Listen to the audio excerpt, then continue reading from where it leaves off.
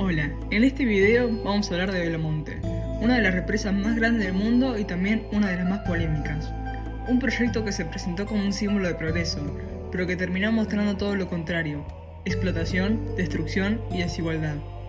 Empecemos por el bioma donde sucede todo esto. Buenas tardes a todos. Hoy quiero contarles sobre la Amazonia y la represa de Belo Monte. La Amazonia es el bioma más grande de Brasil y la selva tropical más extensa del planeta. Allí encontraremos miles de especies de plantas y animales, muchas de ellas únicas en el mundo. También tiene una gran cantidad de red de ríos, como el Amazonas y el Xingu. Justamente este último es el que fue más afectado por la construcción de la represa de Belo Monte. La Amazonia no solo es importante para Brasil, sino para todos los del planeta, porque ayuda a regular el clima global y el ciclo del carbono. Por eso, cualquier decisión sobre ella debe tomarse con cuidado, pensando en las consecuencias para la naturaleza y para nosotros mismos. Una vez ya identificado el bioma, es momento de ver la historia de esta represa. La represa de Belo Monte no nació como un proyecto de energía limpia. Desde los años 70 fue pensada como un mega negocio hidroeléctrico del río Xingu, durante la dictadura militar de Brasil. El plan original incluía 6 represas que inundarían enormes territorios indígenas, pero en 1986, tras la histórica protesta de Altamira, el gobierno se vio obligado a reducirla a una sola, Belo Monte. Décadas después, el proyecto regresó con fuerza en el gobierno de Lula, disfrazado de progreso, dentro del programa de aceleración del crecimiento. Aún así, nunca dejó de enfrentar protestas, juicios y denuncias por falta de transparencia. En 2010, el consorcio Norte de Energía tomó el control, y pese a las advertencias de pueblos originarios, ONGs y ambientalistas, las obras comenzaron. Hoy Belo Monte es una de las hidroeléctricas más grandes del mundo, pero también uno de los ejemplos más claros de cómo se sacrifican comunidades enteras y ecosistemas por un supuesto desarrollo energético. Ahora es momento de entender cómo funciona realmente la forma de explotación de esta represa. La represa de Belo Monte explota el agua del río Xingu, un recurso renovable, mediante un sistema de desvío, canales, diques y embalses que alteran profundamente el curso natural del río. Esta infraestructura dirige el agua hacia las turbinas para generar electricidad, pero deja porciones importantes del río sin flujo suficiente. El diseño implica que gran parte del agua original de Xingu es desviada de su cauce natural hacia canales artificiales que abastecen la central eléctrica, mientras que el tramo conocido como Volta Grande queda con caudales mínimos. Desde el punto de vista energético, hay críticas sólidas de que Belo Monte no alcanza el rendimiento que sus impulsores prometieron. Se subestimaron las variaciones estacionales del río, las sequías y el efecto de la deforestación sobre el caudal. En periodos de baja agua, muchas turbinas quedan fuera de uso y la generación se desploma. Por ejemplo, según informes recientes, en septiembre de 2024, el complejo operó a menos del 3% de su capacidad plena. Así, Belo Monte se convierte en un modelo de explotación donde se sacrifican ecosistemas enteros y comunidades por promesas energéticas que no cumplen. El agua se convierte en mercancía y el río en víctima. Impacto ambiental. Después de analizar el contexto, es momento de ver las consecuencias que dejó esta intervención. La presa Belo Monte está ubicada sobre el río Xingu en Brasil y no es solo una obra de ingeniería. Es una intervención que altera profundamente el medio natural.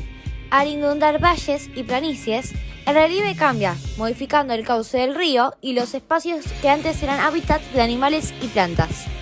Los suelos se erosionan y pierden fertilidad, lo que impide que la flora ribereña y los humedales se regeneren, reduciendo la biodiversidad. Se estima que la represa inundó alrededor de 500 kilómetros cuadrados de tierras, mientras que otros 200 kilómetros cuadrados fueron por causas naturales.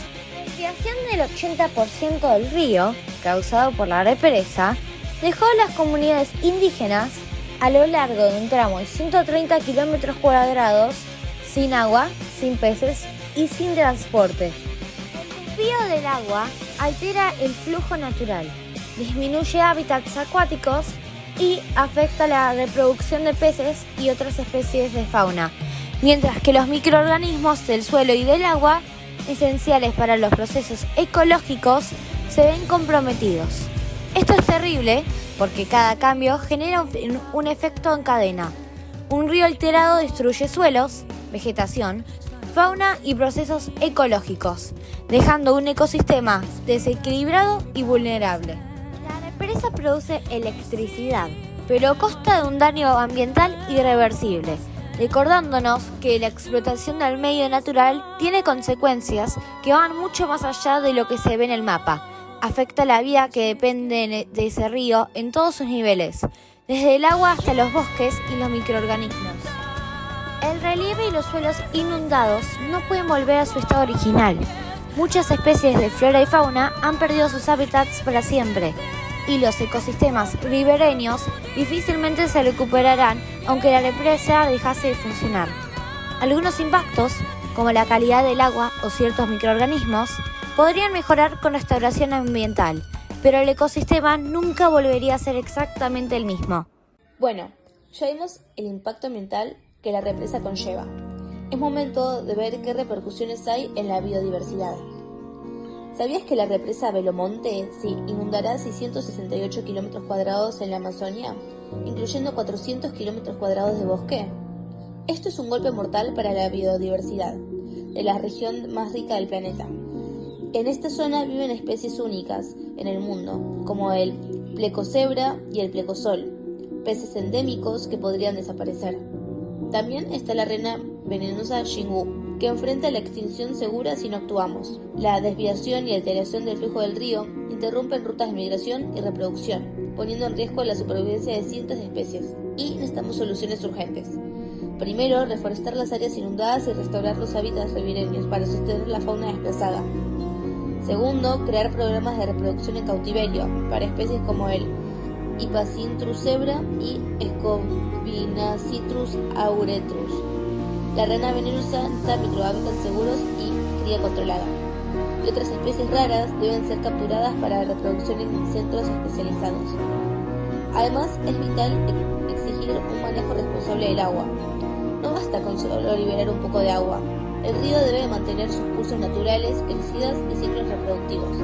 El Piracema hidrogram debe ser adoptado legalmente y una autoridad independiente debe verificar en tiempo real que se cumplan los caudales ecológicos, aplicando sanciones si se incumplen. Si no actuamos ahora, cientos de especies desaparecerán para siempre. Pero con compromiso y medidas concretas podemos proteger este tesoro natural y mostrar que desarrollo y conservación sí pueden coexistir. Por último, veamos las consecuencias que la represa nos dejó a nosotros, socialmente. Más de 20.000 personas serán desplazadas por la represa Belo Monte, principalmente en Altamira y Vitoria de Xingu.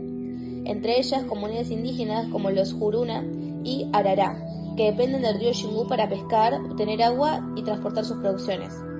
La desviación del río reducirá el caudal en un 80% en Volta Grande, dejando a estas comunidades sin pesca, sin agua limpia y con más enfermedades transmitidas por el agua estancada. No es solo un daño ambiental, es un ataque directo a su forma de vida. Aunque se prometen empleos, la mayoría serán temporales. Cuando termine la construcción, miles quedarán sin trabajo y en crisis económica. Además, aumentarán las tensiones sociales. Hay denuncias de acoso, violencia y destrucción de tierras indígenas. Organismos internacionales como la ONU y la OIT han condenado estas prácticas, señalando que Brasil viola los derechos de estos pueblos indígenas. Esto no es progreso, es despojo, un modelo que sacrifica vida y cultura por ganancias a corto plazo. El verdadero desarrollo debe respetar a las comunidades, proteger sus derechos y preservar el medio ambiente. ¿Hasta cuánto permitiremos que estas injusticias sigan ocurriendo? El futuro debe incluir justicia social y respeto a la biodiversidad. En conclusión, Belo Monte no fue un proyecto de desarrollo, sino una forma más de explotar la naturaleza y a las comunidades que dependen de ella. Una represa que prometía energía limpia, pero terminó dejando ríos secos, pueblos desplazados y un impacto ambiental casi irreversible. Por eso es importante hablar de esto, mostrar lo que realmente pasó y sigue pasando para que no se repita. Porque mientras sigamos viendo la naturaleza como un recurso para usar y no como un lugar para cuidar, historias como la de Belo Monte van a seguir ocurriendo.